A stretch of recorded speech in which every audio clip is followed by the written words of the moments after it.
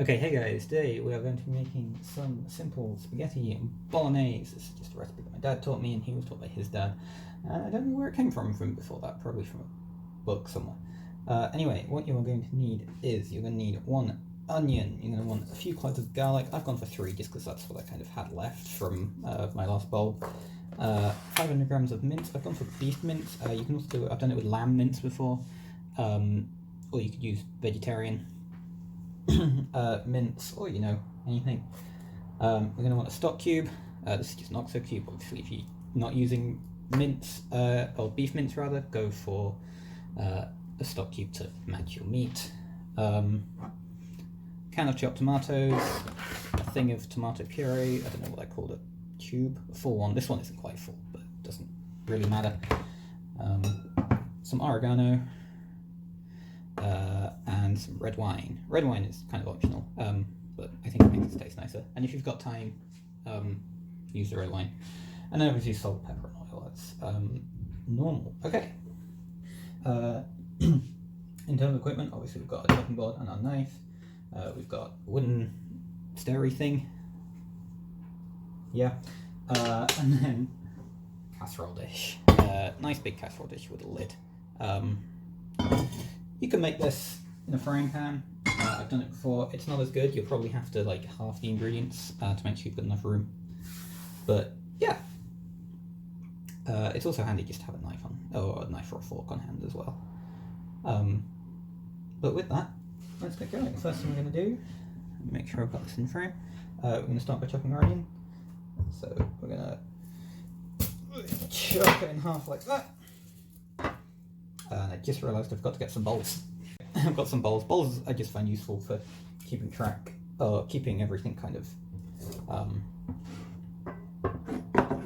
organised. So we're just going to use this red bowl to stick the waste from our onion in. It just stops us having to go back and forth to the bin every few minutes. So to chop our onion, chopping in half, we chop off the head, like the top of one of our halves, peel it, just leave the bottom. Or the root, because chopping the root is what makes it dry,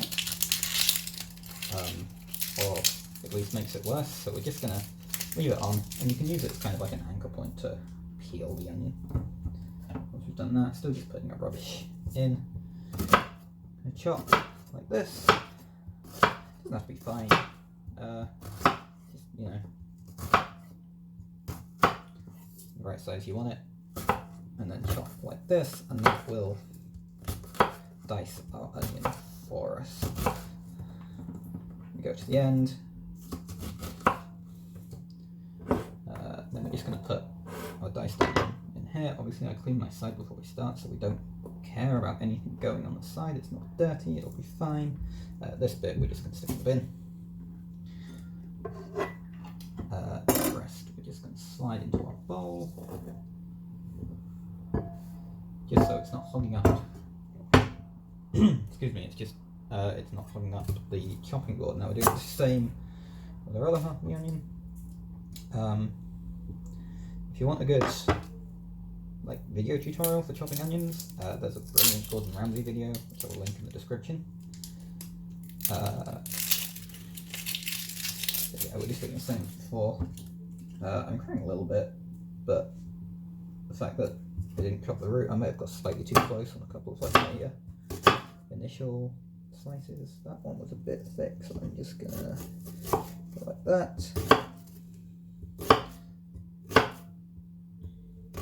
But yeah, it's definitely not as bad as it is if you chop into the root. I just dropped some on the floor. It's not the end of the world. We've got quite a lot. Slice the rest of that in there, that goes in there, and we're just going to stick the rest of it in here. Okay, cool, that's our onion nice and sliced. So now I'm going to move on to the garlic. Okay, so with our garlic, we're just going to get all 3 up here. Chop the ends off of each clove. I think normally I would put more in, but this is all I had, and it wasn't worth just like starting a new bulb just for this, really. Or maybe it is. Again, all the rubbish is just going in this red bowl. Saves us from walking back and forth. I mean, you get one clove, we're going to lay our knife flat on this, and we're just going to hit it like that. Peel off the skin. Get rid of that. And just carefully chop it. Obviously, if you've got a garlic crusher, you can use that. That's absolutely fine. But, you know, just using a nice sharp knife works just as well.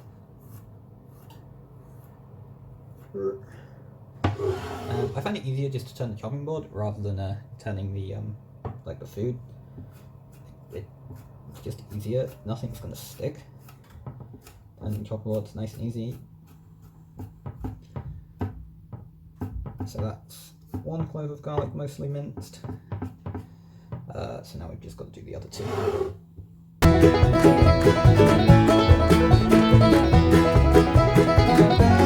This one has got a little nasty bit on it, so I'm just going to chop that bit off.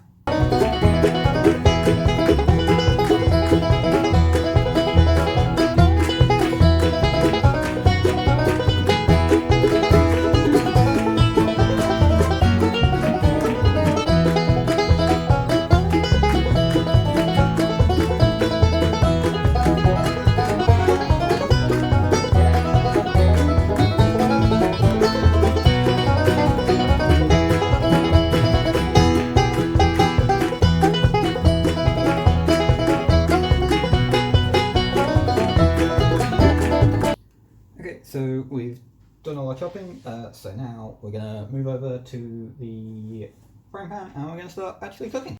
Okay, so obviously to start off with, we're just going to stick a little bit of oil in here and put the heat on to kind of like a medium high. I say a little bit, it's quite hot.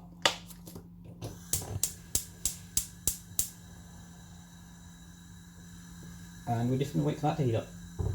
So once the oil's gone on for about a minute, what I like to do is just take like one single bit of onion and just chuck it in there. And then once that starts frying, that's when you know your oil is hot enough. Okay, so you might be able to see that that onion has started like, there's little bubbles coming up, and that means it's hot enough to add the rest of the onion. So that's what we're going to do.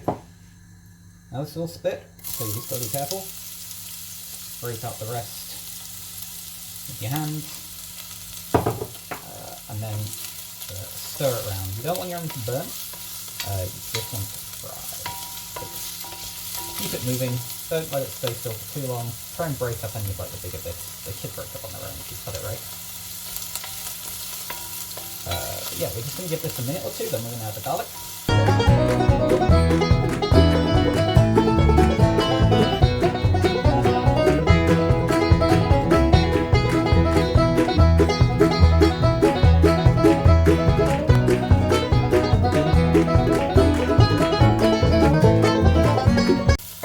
Okay, so this has been for a couple of minutes. It's starting to kind of brown on the bottom. So we're going to add our garlic. And we're just going to scrape it in with the blunt end of a knife. Like so. The stuff that's left we can just scrape off like that. And just going to stir it in.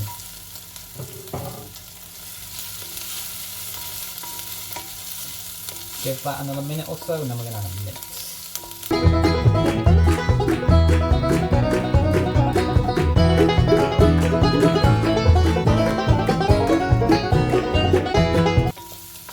Okay, so that's getting good. Our onions are starting to get tender translucent. We're nice and brown on the bottom. So we're just going to get our mince in one hand. We're going to hold our spatula flat against it like this. Just do it like that.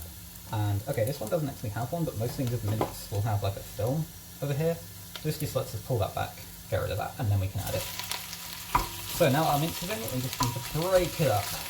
If you don't break it up, it kind of feels bitty or kind of chunky when you eat it. Which, no, isn't the end of the world. Personally, I don't think it's that good, but yeah, just try and break it up. Also makes it cook more evenly.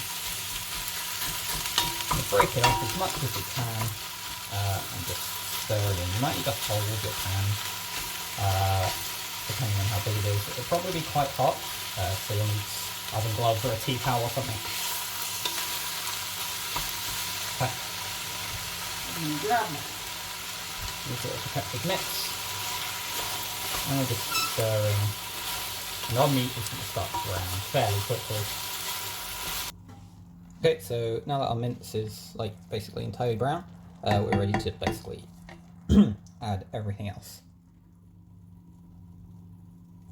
So we're just going to open our tin of tomatoes and just pour it in. Stir everything in once we're done.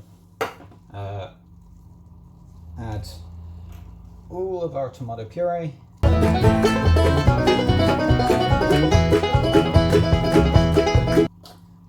going to get a stock cube, and because it's an oxo cube, it's just going to crumble it in, but if you've got like one of the jelly ones, just kind of put it in and then break it up in a bit. Once you stir everything in, it'll break up by itself.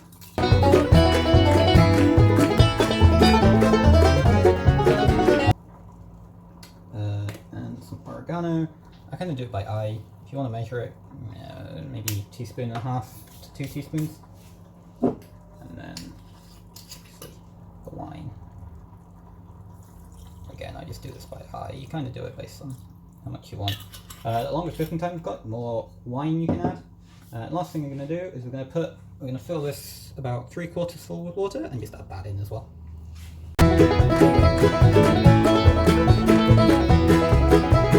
And there we go. Once we've added all that in, we're going to turn the heat up to full. We're going to stir. Be careful because obviously we don't want it to spill.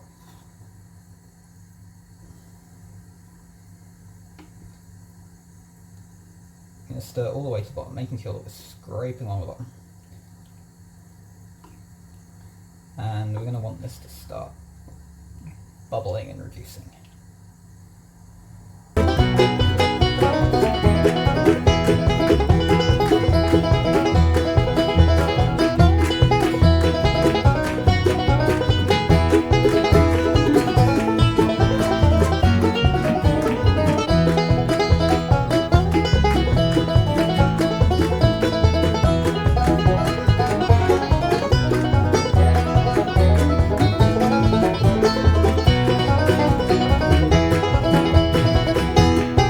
This is bubbling nicely. We're just going to turn on our small hob here.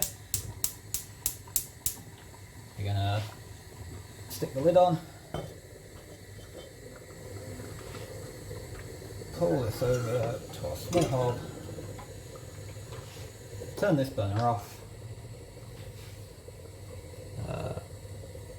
and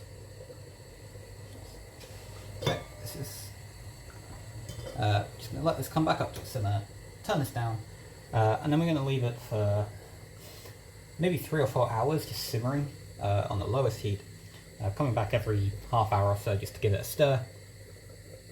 Make sure it's not sticking to the bottom, burning in any way. Okay, so this has been simmering now for a few hours, so I've just turned the heat off and now I'm going to leave it on the hob just with the lid on until I'm ready to eat. Okay, so kettle's boiled, so we're just going to pour it out into here. Make sure we get as much water as we can. There we go. Turn the heat on.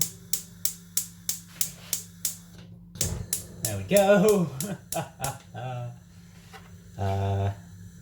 Give it a stir. I'll add a bit of salt to the water as well, just for a bit of flavour.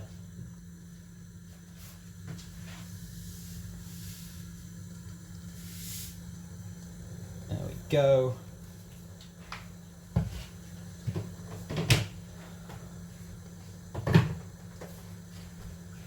So now all we want to do is just get some spaghetti into the water. We're